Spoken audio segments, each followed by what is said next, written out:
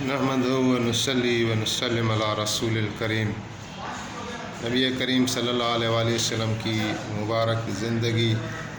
اور دعوت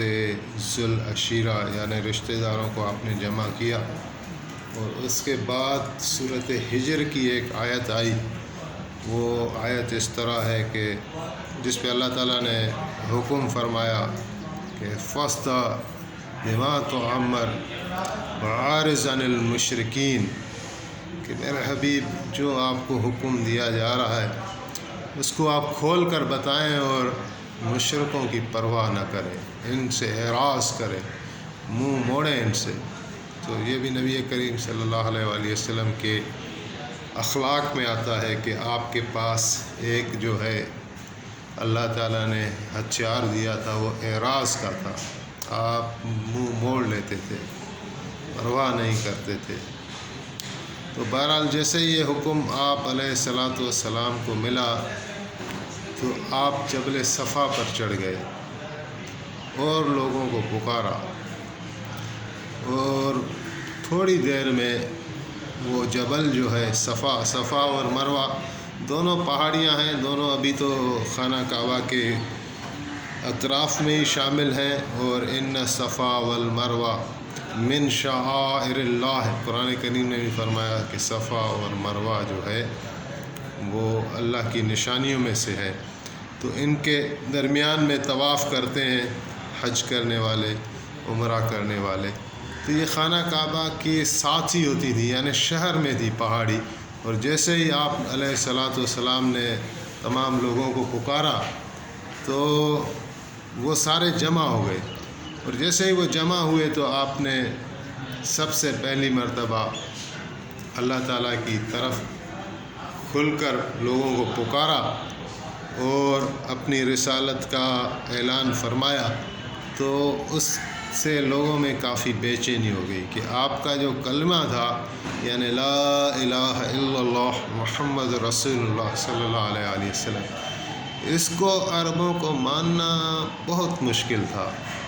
اس کے ظاہری اسباب بھی موجود ہیں، ہر ذی شعور آدمی سوچ سکتا ہے، سمجھ سکتا ہے کہ وہ بتوں کی عبادت کرتے تھے۔ 360 بت خانہ کعبہ میں رکھے ہوئے تھے، بت ان کے لیے بہت محترم تھے، وہ ان کی عبادت کرتے تھے، لوگ دور دور سے آتے تھے ان کی زیارت کرنے کے لیے بتوں کی۔ تو بتوں کے خلاف اگر کوئی بھی بات کرتا تو وہ اس معاشرے میں ان کے لیے قابل قبول نہیں تھی۔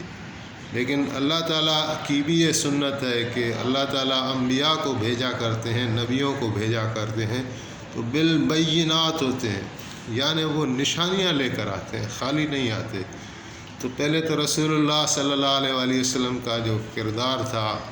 40 سالہ زندگی اور 3 سال یہ بھی ملا لیں، تو وہ اتنا بے داغ صاف ستھرا تھا کہ یہ لوگ آپ کو صادق اور امین کہتے تھے،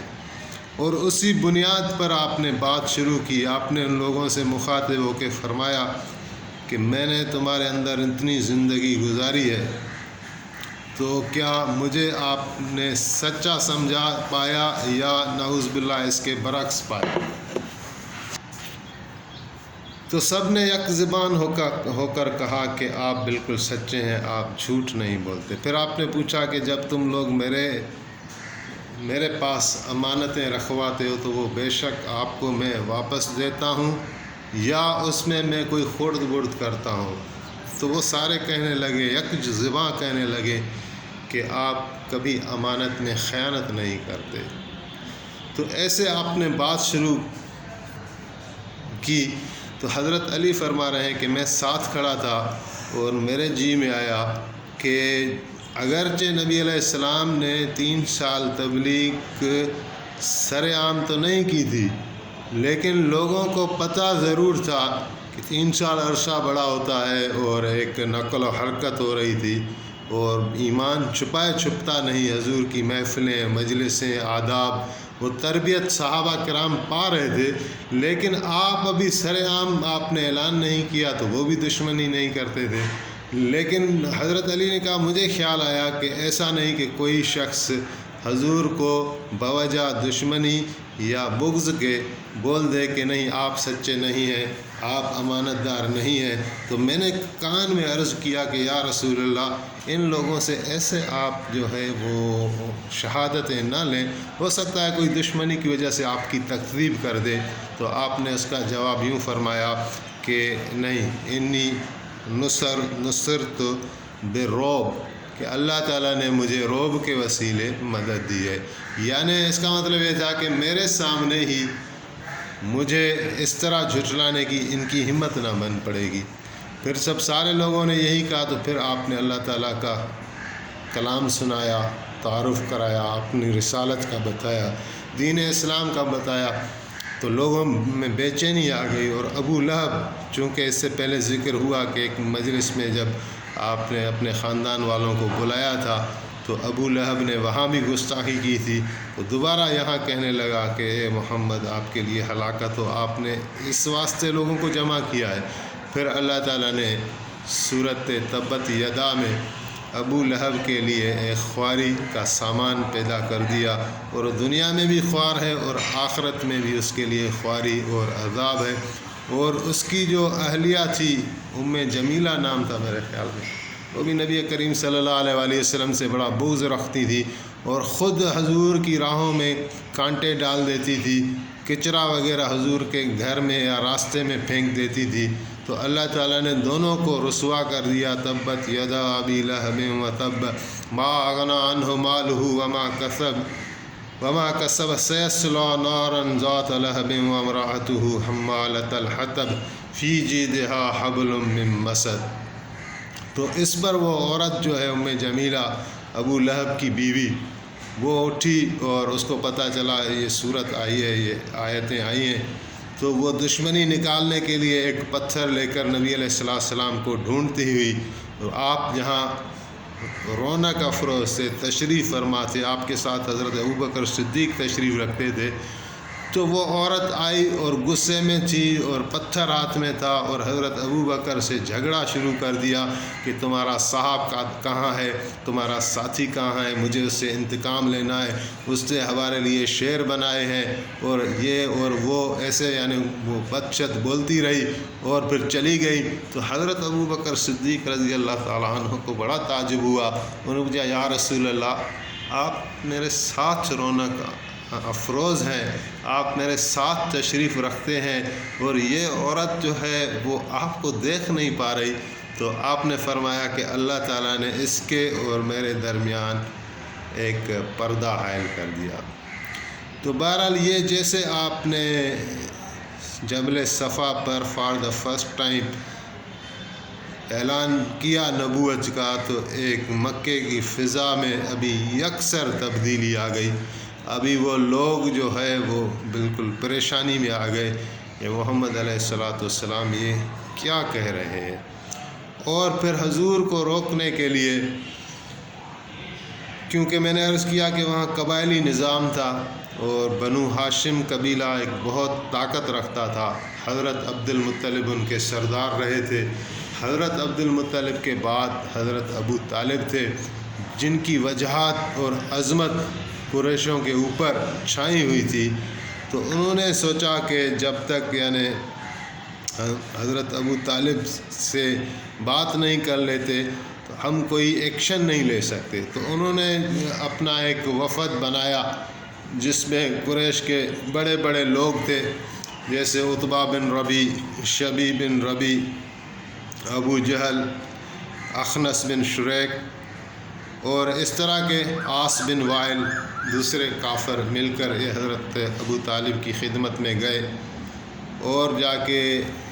اپنا مداح پیش کیا کہ تمہارا بھتیجا جو ہے وہ ہمارے دین کے خلاف باتیں کر رہا ہے، ہمارے بتوں کے خلاف باتیں کر رہا ہے، اور ہمارے جو آباء اجداد جو اسی دین پر جیے، اسی دین پر مر گئے، یعنی یہ ان کے بھی خلاف بات کر رہا ہے۔ تو آپ بڑے ہیں اس کے بھی اور ہمارے بھی، تو آپ ان کو منع کریں اور ان سے پوچھیں کہ اگر ان کی کوئی ضرورت ہو، کوئی حاجت ہو تو ہم وہ حاجت اس کی پوری کریں گے۔ مثال اس کو مال چاہیے، اس کو کسی عورت کا نکاح اس کو مقصود ہے، اس کو حکومت مقصود ہے، کیا چیزیں ہیں،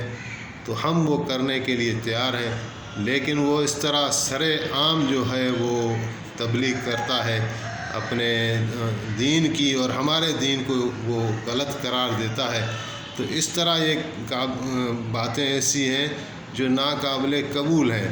تو یہ باتیں سن کر وفد کی حضرت ابو طالب ان پر ناراض ہوا اور فرمایا کہ تم لوگ ایک دین پر ہو اور محمد علیہ السلام وہ بھی ایک دین پر ہے،